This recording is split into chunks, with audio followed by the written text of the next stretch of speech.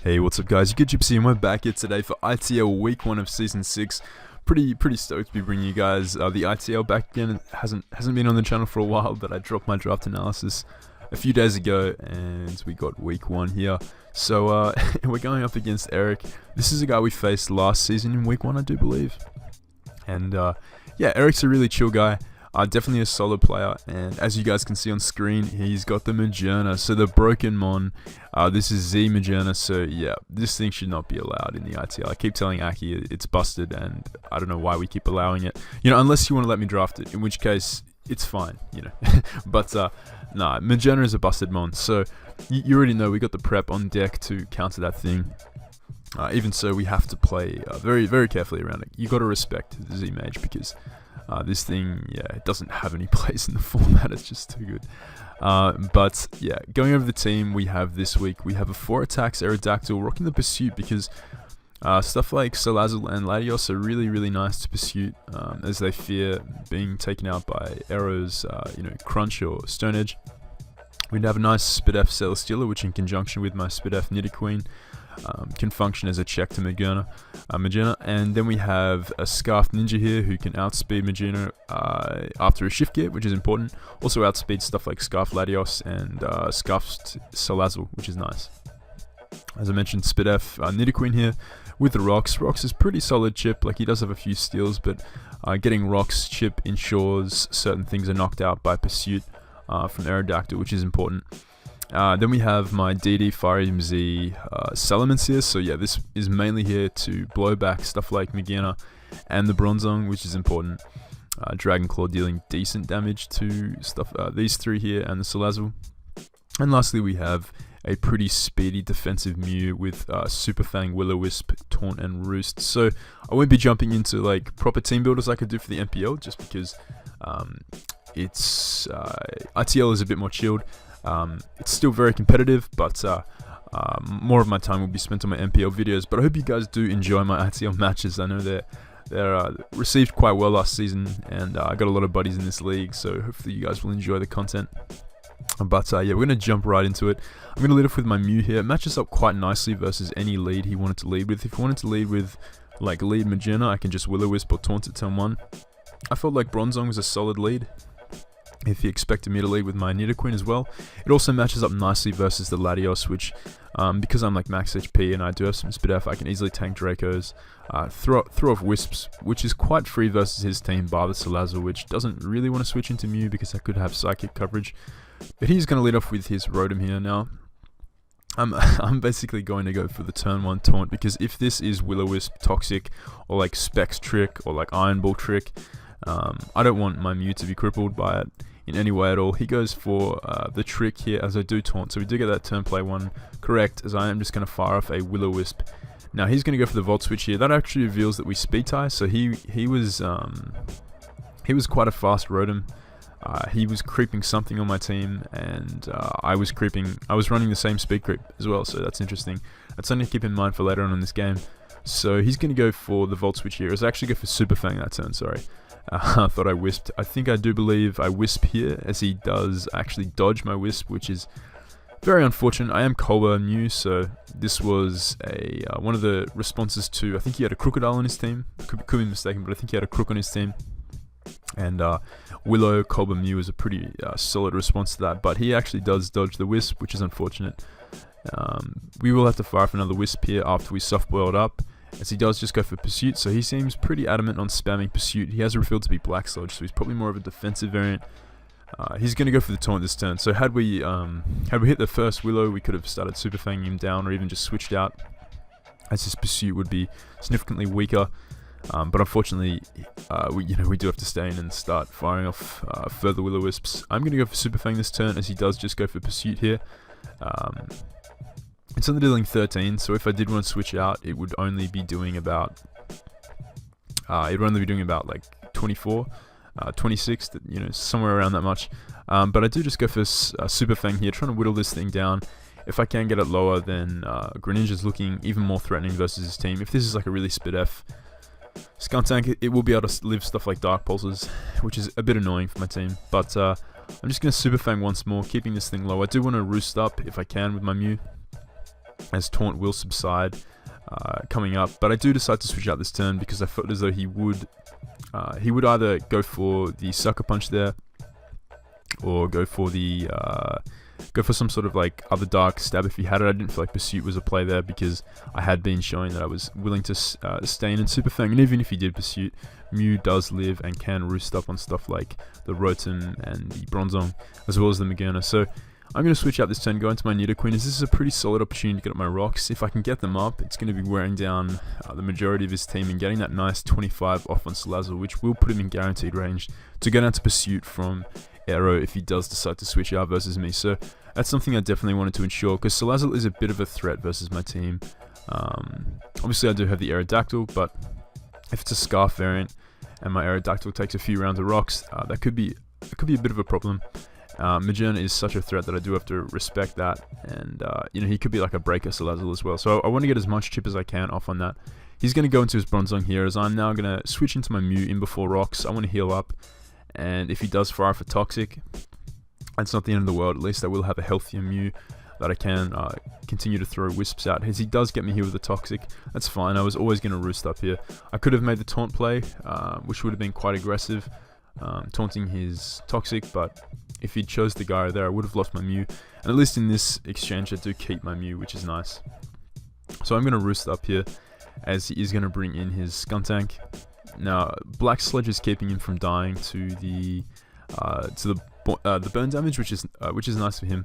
But what this is going to allow me to do is go into my Salamence here, and if he went for the Pursuit there, which I felt like was a pretty solid play to keep my Mew low, I would have gained a nice free switch into this Salamence, who could have set up a DD here.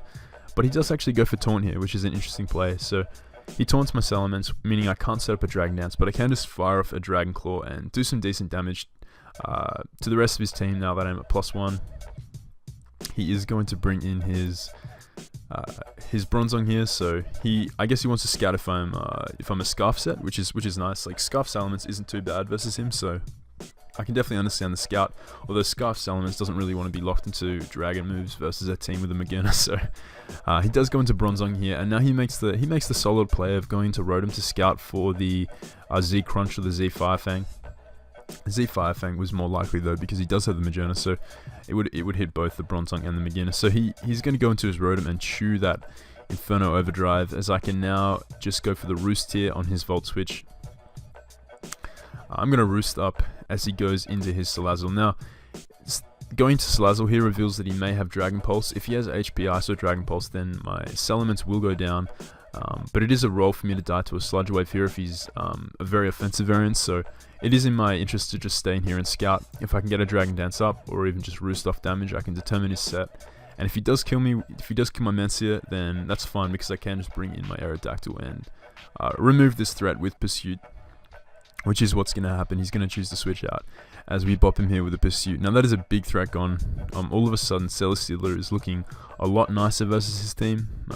I'm like a Spidef Leech Seed set, so I'm expecting him to have electric coverage on his Latios and probably his Magearna, but having Salazzle gone is like an immediate threat removed out of Celesteela's way, so that is very nice. It also takes a bit of the pressure off Nidoqueen. It can now just solely check Magearna, which is nice. He's going to now bring in his Rotom here. I'm going to switch out into my Mew, as he does go for the Hydro this turn. He misses Hydro, which is unfortunate. Would have done like around like 30, 34, you see there. But Mew wouldn't have really died there. I just got damage off on this Rotom to ensure that he wouldn't. He'd be at a range of health where my Aerodactyl would be guaranteed to take him out, as well as my Scarf Greninja. And now I'm going to switch out into my Greninja this turn, as Volt Switch would not have killed my Mew from there. And he risked me just roosting up there with Mew, so his play was to go for the Hydro, win the speed tie and take out my Mew there. But because I go into my Greninja here, I was guaranteed to obviously take nothing from the Hydro really, and basically get a kill here with Dark Pulse if he stays in with Rotom, which is what he chooses to do. He could have gone into Magearna, but if I'd clicked like if I was like Specs Hydro, Magearna would have got 2 KO'd, and if he wasn't a Assault Vest, then that would have been really bad for him. Rotom would have died to a Specs Hydro from that range. He is now going to go into his Magearna, and the threat is inside. The Iron Maiden is here. I'm going to go into my Nidoqueen. This is actually a Spidef Yachi variant, because When I was prepping for this, I had to account for the worst case scenario. So the worst case scenario is this Magearna being ICMZ to take on my Nido Queen. I am fast enough to outspeed a timid. I think it was like a modest Magearna. If he's like calm mind modest, I can outspeed and get him with the earthquake. If he's timid, calm mind, I live a ICMZ with my Yachi Berry with his investment, and if he's shift gear, then I definitely live a neutral ICMZ. I had to prep for that. If he's corkscrew crash, then I also live, but yeah, ICMZ is really strong coming off Magearna's special attack stats, so Yachi's going to come in clutch right here, as he did indeed bring the best set he possibly could versus me. He was more than likely a bolt beam set, as that functioned really nicely versus my team. Perhaps like shift gear, bolt beam, and then like fairy coverage, for example, could have been really solid. A very nice set. Probably Dazzling Gleam or even Fluid Cannon on this set would have been pretty nice. He did indeed bring the best set he could versus me, and you see we take 51 from the Sub-Zero Slammer, as this will allow us to get crucial earthquake damage off. Now Magearna will be able to take out Nido Queen here, which is obviously pretty unfortunate, but now Greninja will be able to come in, and because I'm a Scarf variant, as I mentioned earlier, I do outspeed and I am able to take him out with a Scald here. So Greninja doing its thing, Laddie is going to come in here, and now I'll just be able to go hard out into my Celesteela, which is my Laddie response. Like I mentioned earlier, I am expecting this thing to have Thunderbolt coverage, but because we've already seen the Z move from Magearna, I know it's not Z Laddie. We're allowed 2 Z mons per team, and I believe his were Latios and Magearna, so I don't have to fear that coming from Laddie, even if he is yeah. So I know he's not a Z move variant, and I know +1 Thunderbolt will not be able to kill my Celesteela, and I will be able to get an enormous hit off with a Heavy Slam here, putting him in guaranteed range of anything from my Greninja. His Thunderbolt, he's actually a Life Orb Thunderbolt, so you see we live that. It only does 75%, he's +1 Life Orb, so Celesteela tanking the hit. Unfortunately, he does get the paralysis on my Celesteela, as well as the full paralysis, so very unfortunate hacks there. I would have been able to essentially take out this Laddie if he didn't die to a Heavy Slam, which he had a very good chance to. He would have died to Life Orb Recoil there, so quite unfortunate, but that is not really a problem, because we do have the Mega Aerodactyl here, and I do have the Crunch. If he felt like Pursuit was my only way of killing him guaranteed from that range without missing the Stone Edge, he may have been reluctant to switch out, and as a result stay in and try and play for my choke, I guess. But I do have the Crunch, as I have no reason to click Pursuit there. Crunch to echoes the Bronzong as well if you wanted to switch out into that. So Arrow getting its kill. Bronzong is going to come in here. I'm just going to click Crunch. Now, unfortunately, we don't take him out, but we will be able to revenge with the Greninja. So that is going to be my week 1 game. Definitely some unfortunate hacks in there. It only really served to lower the differential, though. I think could have preserved a lot of health on my Mew earlier in game if I'd hit the first Willow.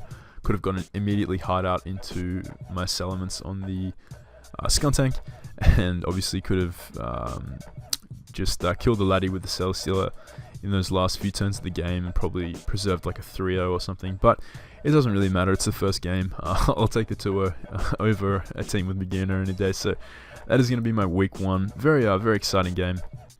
Good way to kick off the season. Shoutouts to Eric for his brilliant prep. He did prep really well. That Magearna set, as I mentioned, was the best set he could bring against me. As I did have a lot of fat stuff on my team, Nidoqueen is a pretty nice response to it, as well as Celesteela. So yeah, definitely a fun match. Always fun when I play Eric. Hope you guys enjoyed. Definitely let me know what you guys thought of the game in the comments, and I'm curious to see what you guys thought of the match in the game. ITL week 2, we're going to be going up against I believe Trevor, Sheer Force. That's going to be a fun one. Man has a spooky team. He's got like Landorus Eye, Megazard X, Azumarill, so that's going to be fun to prep for. Hope you guys are looking forward to it, and I'll catch you guys next time.